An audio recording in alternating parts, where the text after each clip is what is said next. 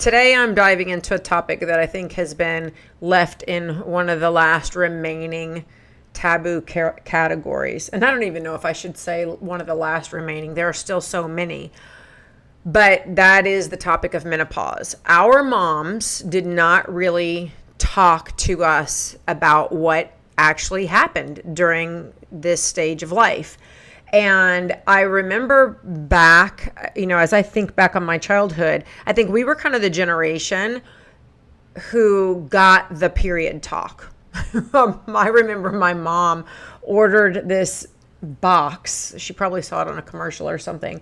And it had a lot of different kinds of tampons and pads, and it had all this information about that stage of life and becoming a woman. And I'll never forget, it was the size of a shirt box. You know, the boxes that we wrap presents in, like a shirt box, or actually like the robe size box. And I'll never forget her pulling it out from underneath my bed. She'd stuffed it under there at some point.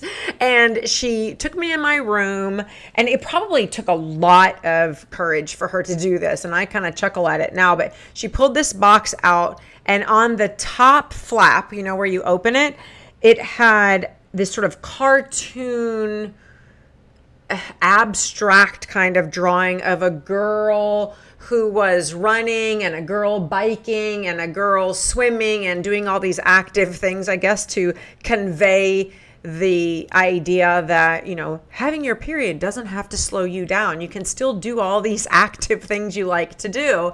And I remember her almost ceremonially opening the top of this box and it having all different kinds of female products in it, and her talking to me about starting my period. I must have been in about the 4th or 5th grade, as I recall. And I didn't start my period. This isn't even about menopause. Sorry, I digress. But I didn't even start my period until I was in the 6th grade, which is probably late by today's standards.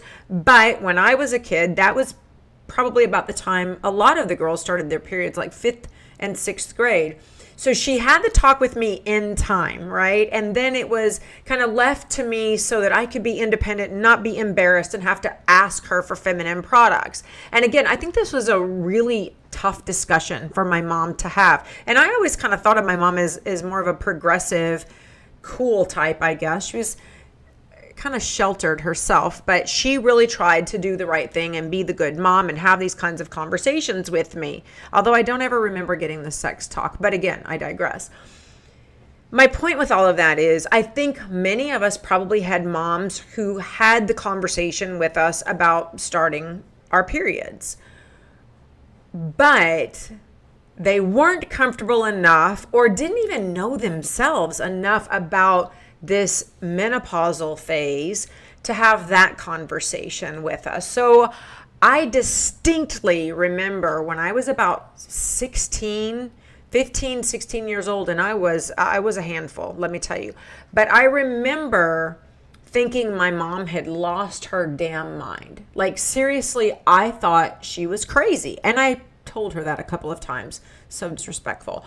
But looking back on it, I realized my mom wasn't crazy. My mom was just starting to go through menopause, and she probably felt like she was crazy, and she probably felt very alone.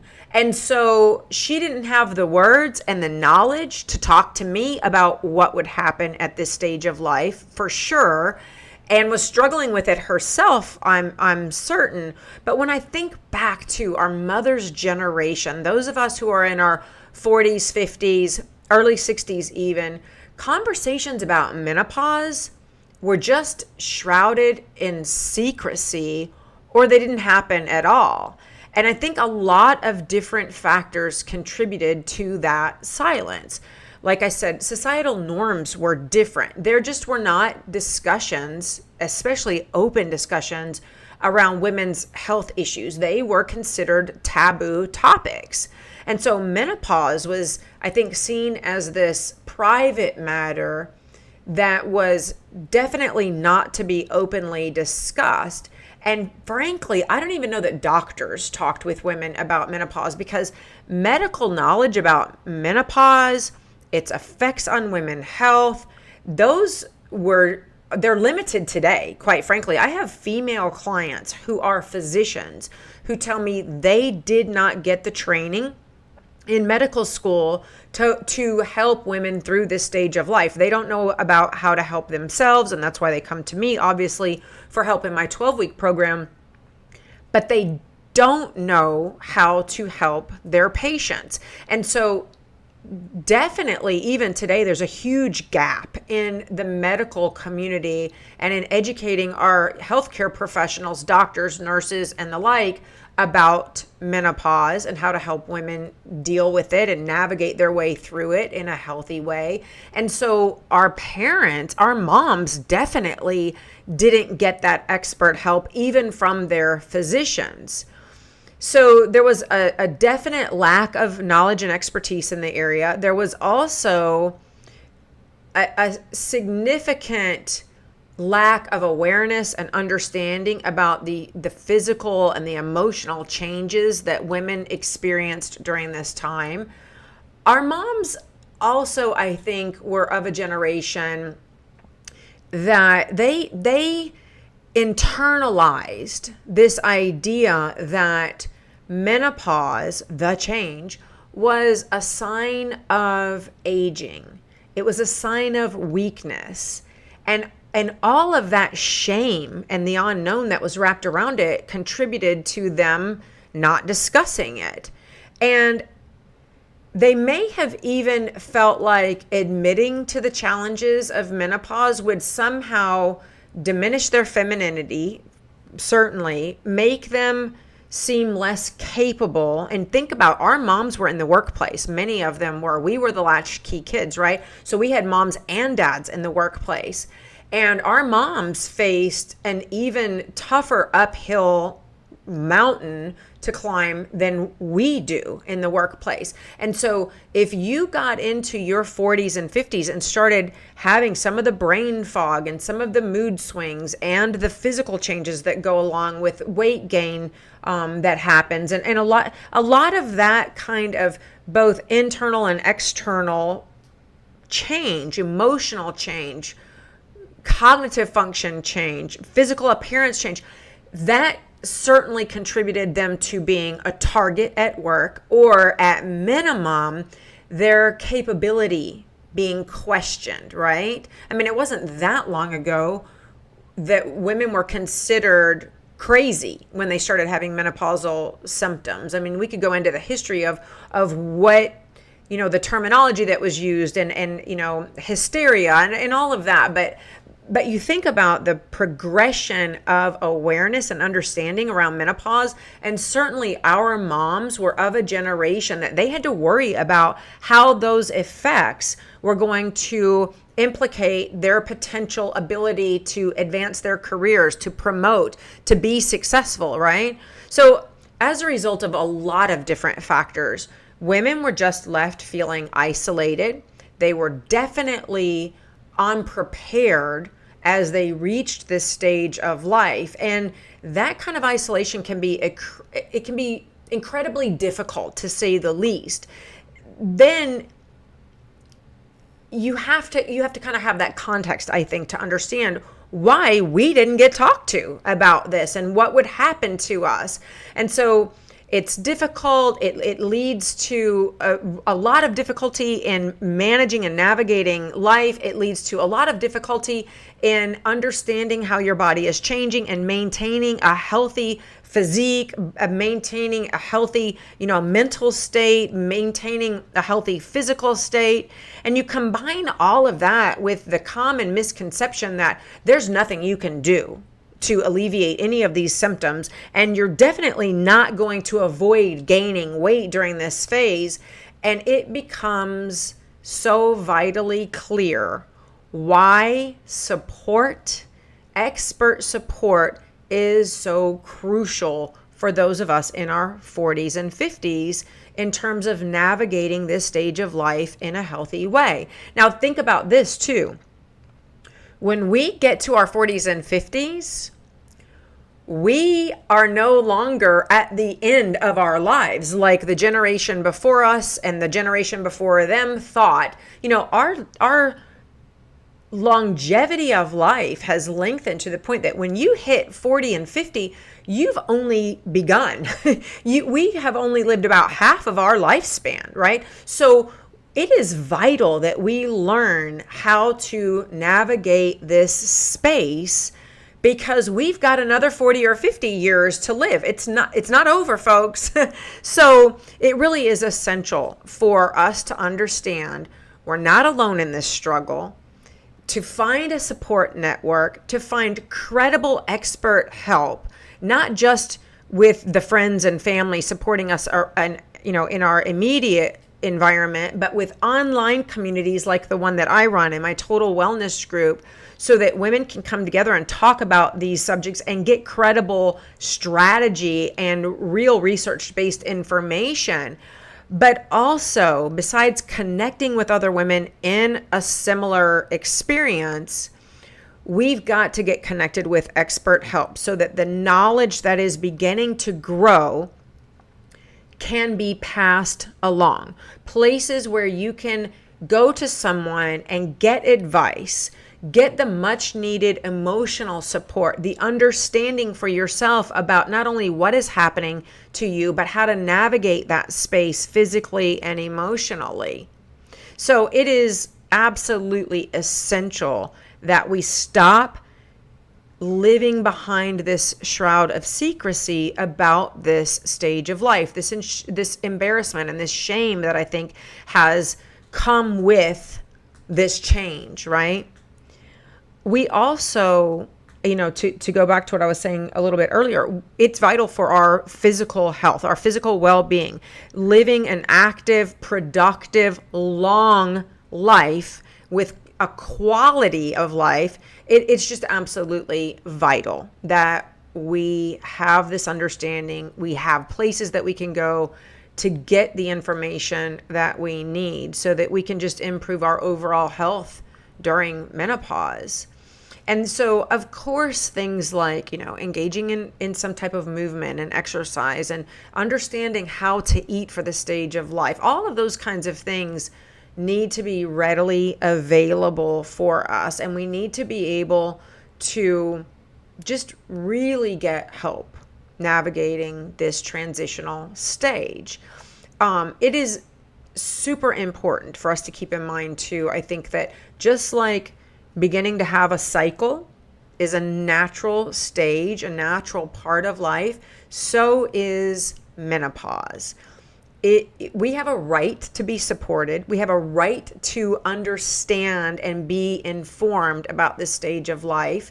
And we have a right to live through it with pride and with confidence and with grace. And so one of the reasons I wanted to talk about it today is to kind of add to that conversation of breaking the silence, add to the conversation about the fact that it has been a taboo topic. And there's nothing wrong. In fact, it's extremely important that we support one another. We empower ourselves through this journey of menopause. And so, having said all of that, I wanted to give you 4 or 5 strategies today that will be kind of blanket general strategies for navigating this space. And definitely, if you have been struggling with these kinds of side effects, if you will, if you've been having these thoughts and feelings around this change and you really feel like you want to take the next step and get more intense kind of one-on-one help through losing weight, clearing the brain fog, increasing your energy, managing the stress. If these things are impacting you on a day-to-day basis and really affecting you more than just kind of, waking up and being a little uncomfortable because you're sweaty, if it's impacting your life, definitely reach out to me. Let's talk about what it is that you're being challenged with, how things are going, and let's chat about what we can do to put a plan in place for you so that you can get really good quality expert help to navigate this space. I have these conversations with women like you every single day. In fact, I've had 6 of them today. And it's one of the reasons I'm recording this podcast today, because nearly each and every one of the conversations I had today were with women who are just fed up with trying to manage the struggle on their own. Nothing is working for them, and we're putting a customized plan in place so that they can get the information that I'm talking about that is just right for them to move through and beyond this menopausal era of life, right? But in general, I want to give you some strategies that you can implement and think about right now, okay? Number one, we hear it all the time, but it is vitally important that you prioritize self-care at this stage of life. Menopause brings about so many physical and emotional changes that it is just absolutely crucial that we take care of ourselves during this time. You've got to make sure that you're doing things like getting enough rest. And what does quality rest look like? We hear get 7 to 8 hours of sleep, but what does that actually mean? You can be in the bed for 7 to 8 hours and not getting the kind of rest that you need. You've got to get enough rest. You have to engage in movement, activity that really brings you joy and relaxation. I'm not talking about physical exertion in the sense of going to the gym and working your body for an hour a day. That, in fact, ladies, stresses your body. So be very cautious about the type of workouts that you're doing. I'm talking about engaging in activities that help you to relax, practicing stress management techniques. And there are a variety of those, and I'm not necessarily all for the woo-woo stuff, but there are some real practical ways that you can not only reduce and eliminate stressors from your life, but manage stress. A lot of the women I work with, a majority of them are in high stress careers. They have advanced their careers to the stage where they are leaders, they run teams, they're responsible for large budgets. They have huge projects that are time sensitive and powerful and impactful kinds of areas of, careers that, deal with things like transportation and security and all kinds of, where they feel like people's lives are at stake based on their decisions and their performance. It is completely and utterly inescapable sometimes from dealing with stress. We are going to deal with it.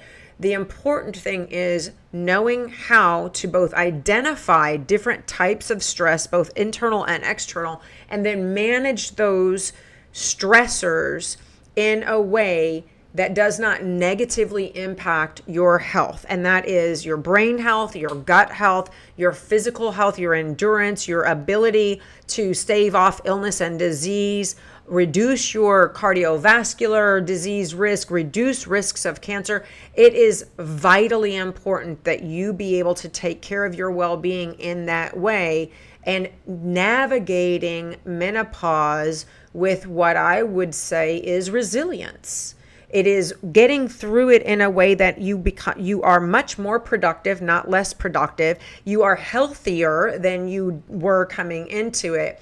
And you really are resilient and understand how to move through and overcome those kinds of physical and emotional challenges. So that prioritizing self-care is a huge one.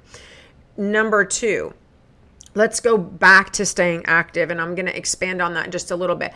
Regular exercise is very important for maintaining your weight. But in menopause, it is especially important for maintaining your physical and mental health. You can improve your bone health. It's going to reduce the risk of chronic disease, like I said. You've got to be able, though, to understand what exercise is right for your body at this stage so that you don't do what I referenced earlier. You don't stress your physical body in a way that negates what you're trying to do in a positive way with exercise. A lot of women, myself included, exercise at this point in life for the mental health aspects of it. And that is absolutely research proven to be effective. However, there is a danger with incorporating exercise at this stage of life in a way that counteracts those positive mental health gains. Physically, we can stress our body in ways that actually make our hormones more imbalanced, not more in balance. It can imbalance our hormones. It can create secondary stressors on our body that do not help us in a physical way. It can also metabolically counteract what we're trying to do with exercise. When I talk to women, oftentimes when I'm sharing with them how our program works and how the metabolic strategy component of our program works, I share with them, at this stage in life, we've grown up in this sort of diet culture, right? From the time we were kids, I remember being on a diet from the time I was probably in about the 4th grade. And many of you probably can relate to that. But we were taught 2 things. 2 components of weight loss are necessary, and that is you have to eat less and you have to exercise more, right? Those things go hand in hand in our minds with losing weight. That's the way you do it. You eat less and you exercise more. And so we drastically cut calories and we drastically increase exercise. Many of us do when we set out to go on a diet to lose weight. And that actually can be counterproductive. That mindset of increasing exercise can be counterproductive and even harmful. It can crash your metabolism. And I know you may be sitting there listening to me and going, wait a minute, what? Like that's what I've done my whole life. Like I've eaten less, I've cut my calories, and I've exercised more when I wanted to lose weight, and it always worked. And yes, for many of us, that type of diet approach worked when we were in our 20s and 30s. At this stage in life, though, part of the struggle that we have is we don't know how to exercise for this body. And it absolutely is counterproductive to go and increase exercise, especially we think of cardiovascular exercise as kind of the key to leanness, right? Fat blasting comes with cardio. So we go and run ourselves to death or walk ourselves to death or do the elliptical or the spin bikes or whatever. And now in the last probably 5 to 10 years, it's become really popular to say weightlifting is where it is. And there are some great benefits to both weightlifting and cardio exercise. But at this stage, you have to know how to put those things together in the exact right kind of workout routine for your body. And when I say for your body, that is vitally important. It's also why these out-of-the-box workout programs do not work. Sure, you might get a little bit of a result initially, but it's always going to come back to bite you in the ass. Trust me when I tell you. It's why I work with so many women who say, well, I did really well on that 3-week challenge or that 4-week challenge, and then things just started to fall to crap, and I can't figure out why. I'm increasing the workouts. Now I'm doing 2 a day instead of 1, and I'm still gaining weight in my belly. How can that be? Well, it's because it does take some expertise in knowing how to put the workouts together, the exercises together in one session, and put those sessions together over time so that you not only lose the weight, tone up, lean out, get that more solid, firm look that we're after, so many of us. You not only get that, but you understand how to sustain it. Part of the struggle also is that when we get to this stage in life, because of what's naturally happening in our bodies, we will automatically lose muscle mass. About 3% is what the research shows us. About 3% of your muscle mass is lost naturally over time. So if you did nothing, you would just lose about 3% of your muscle mass year over after year. You've got to be able to counteract that, and you've got to be able to go that next step farther. If you want to have that, more solid look, that defined look to your arms, if you want to get rid of the squishy middle where so much of our weight resides, you've got to know how to work out in a way that starts where you are and then progressively changes so you have that consistent, sustainable look that you're after. So that's 2. I'm going to go through these a little bit faster because this is something that really gets me excited and hyped up. And I love sharing information about this, and I could go on and on and on, but I know that, we're about 22 minutes into this episode. So I'll cut to the chase a little bit more here. 3 is definitely we've got to focus on nutrition. During this stage of life, our metabolism will tend to, what we hear typically is that it slows down. And while technically that's not how it actually works scientifically, but let's just go with that because that's what we understand, right? It makes weight gain feel easier. And certainly our clothes are telling us that, the mirror is telling us that. We want to understand nutrition and focus on it in a way that we can emphasize the right nutrients, the right approach to food, if you will. And yes, the things that you hear out there in the general sense of, prioritize protein, make sure you're including fiber, eat whole grains, add fruits and vegetables on a daily basis, and, being mindful of your portion sizes. All of those kinds of things are good general information. But you really do need expert help with how to personalize that guidance for your specific nutritional needs, for your particular fitness level, for your goals, for what's going on with you as an individual woman. Not everybody goes through menopause in the same way. And not everyone needs to eat in the same way just because you're at this age and stage of life. So a focus on nutrition is vital, but you really do need to understand how to eat in a way that not just fuels your body. We hear food is fuel, and it is. But I take that a step farther with my clients. Food is fuel, but you need to eat in a way that food becomes information for your brain and your body. And what I mean by that is we use food in my 12-week program. And what I teach my clients in that program is to understand food in a way like you would understand coding a computer. How many of you remember learning, computer languages, COBOL and different computer languages back in the Stone Ages, right? When we were first getting the huge computers and we were going to computer language classes, and some of us even took those in college. Just like we learned that computer language to code a computer, to input what it is that it needs for it to output what we want it to output. Just like that, you can think of food as doing that for our bodies. It's information. We're coding an engine. We're coding a computer, a highly advanced computer with our brain and our body.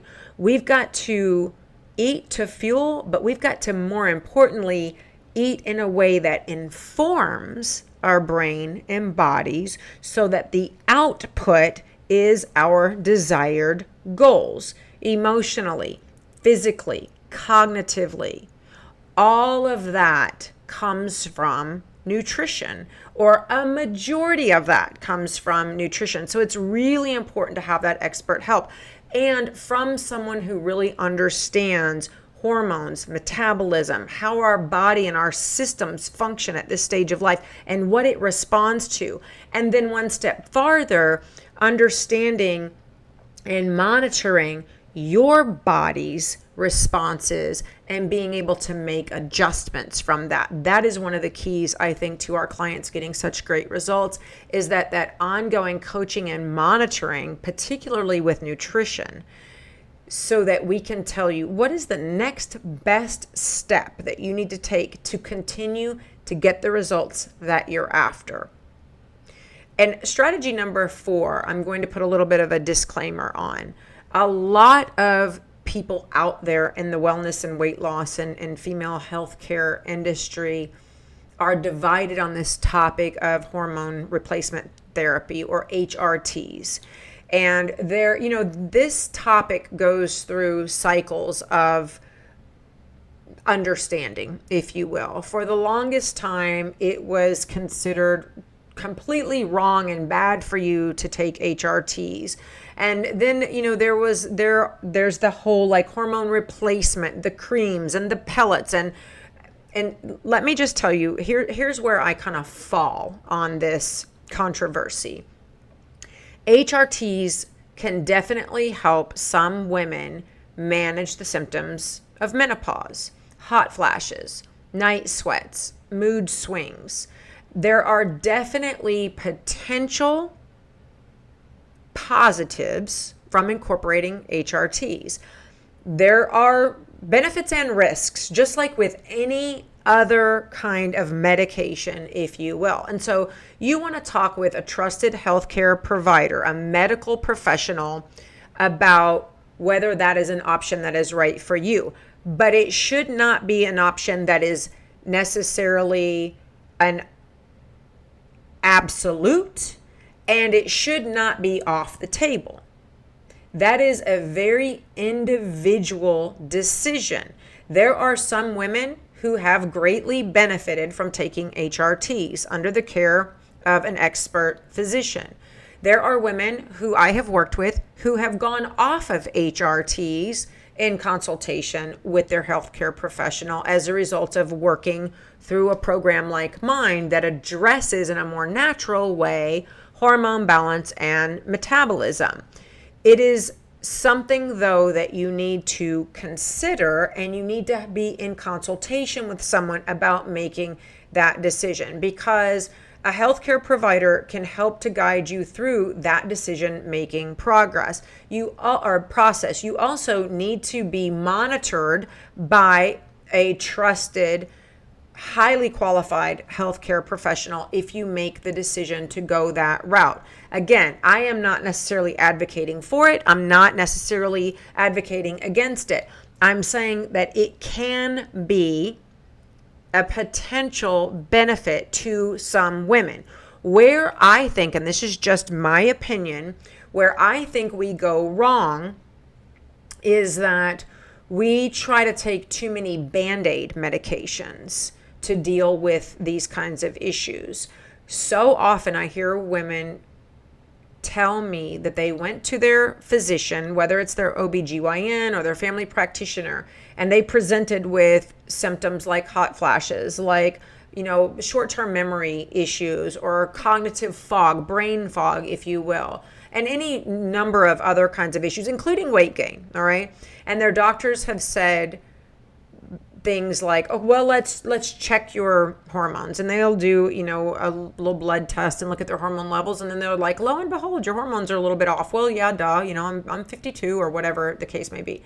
And what women tell me is that all too often, in my opinion, they're given prescriptions, antidepressants, anti-anxiety meds, thyroid medications, appetite suppressants, which is, hot and heavy again in the form of shots these days. They're given all of these different medications to alleviate the symptoms, the night sweats, that kind of thing. They're given all of these medications that just mask the symptoms rather than really truly dealing with the root cause, which can, for many women our age, be issues around hormone imbalance. And instead of really getting to the root of the issue and solving that problem, we're given prescriptions. Now, again, I'm just talking anecdotally because this is what so many of you tell me, and I've even had prescriptions handed to me that I opted not to take. But that has to be your decision when you gather all of the information. And for the women I work with in our 12-week program, they decide to take more control of their health and alleviate these symptoms with more natural means, focusing on a lot of the things that I do to help coach you through these things. But hormone therapy, HRTs, are not necessarily always a bad thing. So that's just some food for thought. Strategy number 5, or tip number 5, I would say, is really connect with a quality support network. Like I talked about earlier, finding support to navigate this menopausal stage of life is invaluable. you can get into an online community like my Total Wellness group that I run on Facebook, completely free community. It is exclusively for women like you, high achieving professional women who are over 40 and struggling with, where do I get quality information, needing strategies, needing tips, needing support, needing that community environment where they are with other like-minded women focused on their health. You can share experiences, get advice in a group like mine. You can receive encouragement from other women there and from me and from my team. But going through a journey like this, it is extremely helpful to be in a community where you have that kind of encouragement and support. And so it is especially difficult, I think, for us as women to make friends. And I'll do many more episodes on that particular issue because it is so complex. But here I would just like to say, it's hard enough for us to make friends. It's hard enough for us to connect with other like-minded women. It's hard enough to really get beyond that sort of, collegial or, peripheral, just acquaintance kind of group and find true friendships. A group like my Total Wellness group affords women over, I think it's about 4,200, 4,300 women now who are a member of that community on Facebook. It affords them the kind of a support network that not only provides strategy, tips, tricks, information that's research-based, but also emotional support to go along with that wealth of information and resources. And that's just really, it's invaluable to us during this stage in life. So I'm going to wrap it up here. I know it was a long episode today. Thank you for hanging in there with me, and just say that, it can make a significant difference in managing the challenges of menopause when you have expert help, when you have quality support, when you have community, and you focus on areas like the 4 today that I gave you, and kind of that 5th one as an optional HRT to look at if you really, really feel like you need to do something more than what you're doing now. It's just really also essential, you guys, to be patient with yourself, to allow for the room for your body to change, the room for you to navigate these changes with confidence and like I said earlier, really resilience too. And I just hope to help you to further that journey and feel really empowered as you do make your way through this menopausal path, so that you can do it with as much ease as possible, with as much grit as possible, and as much grace. So thank you guys for being here today. I really appreciate you spending time with me like this each week, and I'll see you right back here next week.